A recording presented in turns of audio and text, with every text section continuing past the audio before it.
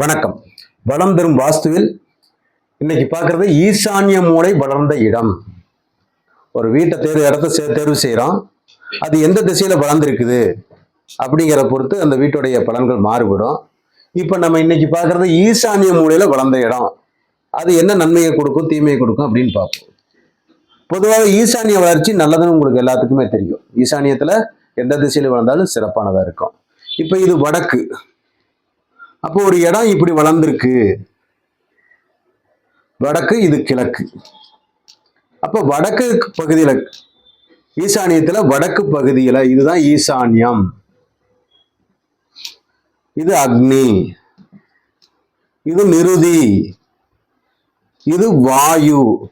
இப்படி 4 மூலைகளை 4 திசைகளுக்கும் 4 மூலைகளுக்கு பேர் வச்சிருக்காங்க.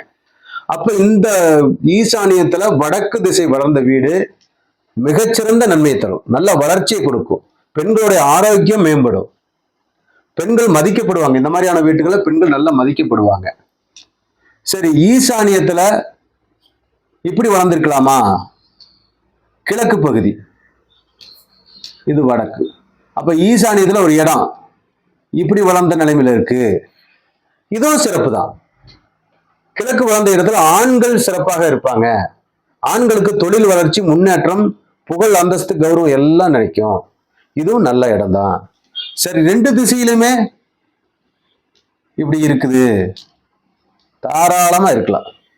எல்லா வகையிலும் ஆண்கள் பெண்கள் 2 பேர்த்துக்குமே சிறப்பான யோகத்தை தரக்கூடியது. வம்ச விருத்தியை கொடுக்கும், ஆண் சந்ததி வளர்ச்சியை கொடுக்கும், புகழ், அந்தஸ்து, கௌரவம், மேன்மையை கொடுக்கும், தொழில் முன்னேற்றத்தை கொடுக்கும், உடல் ஆரோக்கியத்தை கொடுக்கும். இந்த இடம் வடக்கு கிழக்கு வளர்ந்த இடம். இது இது இது இப்படி எந்த திசையில் இருந்தாலும் சிறப்பானதா இருக்கலாம். தாராளமாக இந்த மாதிரி இடம் வாங்கிக்கலாம். இப்படி இருந்தாலும் வாங்கிக்கலாம்.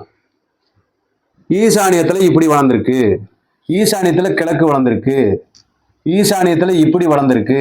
தாராளமா இடத்தை தேர்வு செய்யலாம். இதெல்லாம் நன்மை தரக்கூடிய ஈசானிய மூலை வளர்ந்த இடம் நன்மை தரக்கூடியது என்று எப்பொழுதும் நீங்க நினைவில் வச்சுக்கணும். இந்த தகவல் உங்களுக்கு பயனுள்ளதா இருக்கும்னு நினைக்கிறேன்.